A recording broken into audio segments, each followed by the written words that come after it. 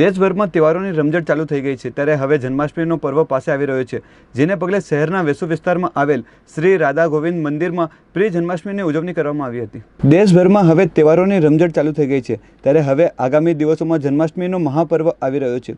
ત્યારે જન્માષ્ટમીના પર્વની ઉજવણી કરવા માટે લોકોએ તૈયારીઓ ચાલુ કરી દીધી છે, જેમાં શહેરના વેસુ વિસ્તારમાં આવેલ શ્રી રાધા ગોવિંદ મંદિરમાં પ્રિય જન્માષ્ટમીની ઉજવણી કરવામાં આવી હતી। श्री कृष्ण भगवान ने अभिषेक करने साथ भजन कीर्तन प्रोग्राम पण राखवामां आव्यो हतो। आ अंगे वधु माहिती जानवा माटे एबी न्यूज़नी टीमे त्याना प्रेसिडेंट साथे वधु बातचीत करी हती।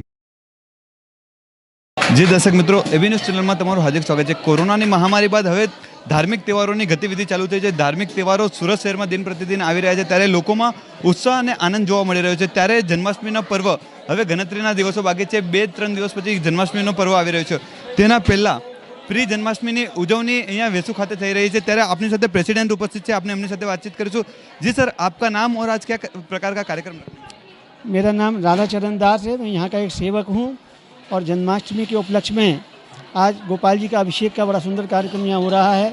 सभी भक्त लोग बड़ी शुद्ध भावना के साथ में अपने अपने गोपाल जी लेके आए हैं और उनका दूध, दही, घी, पंचामृत, शहद इत्यादि सब पंचामृत से अभिषेक हो रहा है। सब अपनी अपनी प्रार्थना अर्पण कर रहे हैं और भगवान के आगमन का जो उद्देश्य है वो यही है कि अगर भगवान स्वयं यहाँ नहीं अवतार लेके आएंगे तो हम उनको जान ही नहीं सकते अनुमान के द्वारा। और भगवान हम सबको सब वस्तु प्रोवाइड कर रहे हैं, हर सुविधाएं दे रहे हैं, लेकिन हम उनके साथ अपना संबंध कैसे वापस जोड़ें, वो तो संबंध जानते हैं लेकिन हम भूल जाते हैं।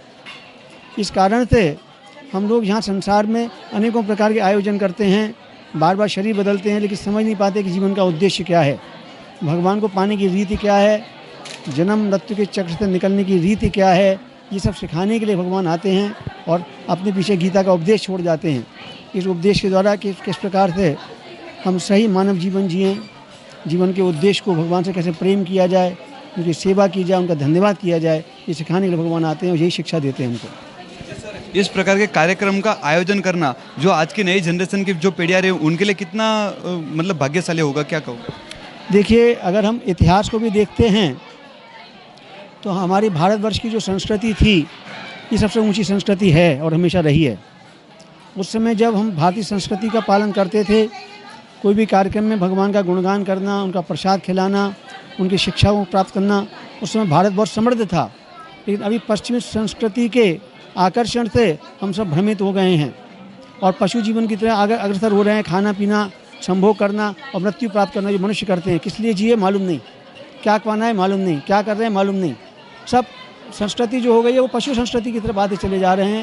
लेकिन आधुनिक युग में खासतौर से युवकों के लिए इस शिक्षा का पालन करना बहुत ज़्यादा आवश्यक है, अन्यथा सारा युवक भ्रमित हो रहा है।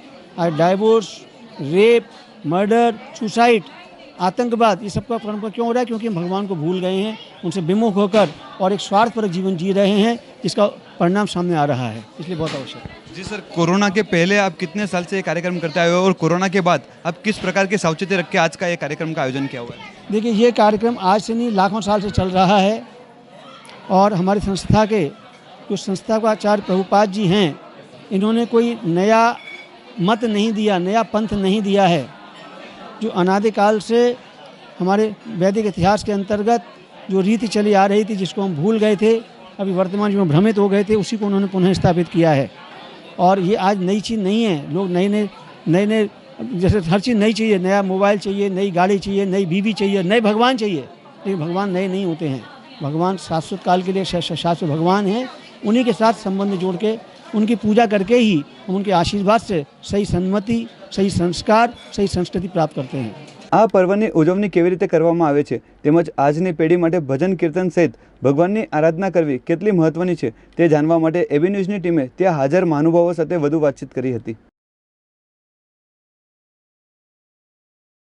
जी दर्शक मित्रों, एबी न्यूज़ चैनल में तमारुं हार्दिक स्वागत है। कोरोनानी महामारी बाद हवे सूरत शहर તેમજ देशभरमा તહેવારોની રમઝટ ચાલુ થઈ ગઈ છે। તહેવારોની રમઝટ ચાલુ થઈ ગઈ છે ત્યારે હવે આગામી દિવસોમાં ગણતરીના દિવસો બાકી છે ત્યારે શ્રી કૃષ્ણ ભગવાનનો જે જન્માષ્ટમીનો મહાપર્વ છે તે આવી રહ્યો છે ત્યારે શહેરભરમાં ખુશીનો માહોલ જોવા મળી રહ્યો છે। ત્યારે તેની ગ્રાહકીમાં પણ વધારો થયો છે। ત્યારે આપણે આજે વેસુ વિસ્તારમાં આવ્યા છે, ત્યાં આજે શ્રી કૃષ્ણના અભિષેકનો પ્રોગ્રામ રાખવામાં આવ્યો છે। ત્યાંના સંચાલકો આપની સાથે ઉપસ્થિત છે। जी साहब, आपका नाम और आज क्या प्रोग्राम रखा है? मेरा नाम राजेश कुमार नेमानी और आज यहाँ पर J9 में सिटी सेंटर भक्ति वृक्ष की तरफ से प्री जन्माष्टमी अभिषेक का कार्यक्रम रखा गया है, जिसमें सभी भक्त जो हैं अपने अपने घरों से लड्डू गोपाल लाते हैं और उनका सब मिलकर अभिषेक किया जाता है विविध द्रव्यों से और फलों के जूस से, इस तरह से। आज का ये प्रोग्राम है वो कितना महत्व रहता है जन्माष्टमी के हिसाब से?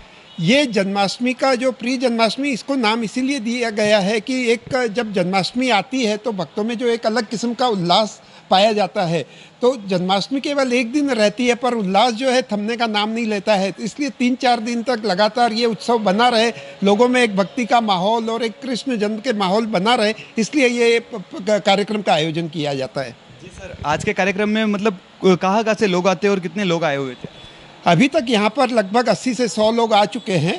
हमारे ग्रुप में जो है 50 मेंबर्स हैं, पर उनके भी सब रिलेटिव्स, दोस्त, हम ज़्यादा से ज़्यादा लोगों को यहाँ पर इनवाइट करने की कोशिश करते हैं। तो समय सुविधा के अनुसार जितने लोग आ सकते हैं आते हैं, पर हमारी उम्मीद है लगभग 150 लोग आज यहाँ पर आने चाहिए। जी सर, आपका नाम और कोरोना की बाद में आज पहली बार ऐसा बड़ा कार्यक्रम हो रहा है, क्या कहोगे? मेरा नाम Rohit Agarwal, City Light City Centre Bhakti Vriksha से। ये कोरोना के बाद लोगों के मन में बहुत था कि भाई कोई ना कोई प्रोग्राम हो, तो सभी लोग इसका राह देख के बैठे थे और सभी उत्साह से भाग ले रहे हैं इसमें। जी सर, आज का जो कार्यक्रम है वो कितना महत्व का है? आज के कार्यक्रम समझ लीजिए त्योहारों की शुरुआत जो होती है, जन्माष्टमी से त्योहारों की शुरुआत हो जाती है, उसके बाद फिर आने वाले दिनों में नए नए त्यौहार आते ही रहेंगे। तो जन्माष्टमी जो है वो अपने लिए सबसे बड़ा त्यौहार मानते हैं। जी सर, जो आज की पीढ़ी, जो मतलब नई जनरेशन है, उनको भक्ति का महत्व नहीं पता होता है, आप क्या कहोगे चैनल के माध्यम से?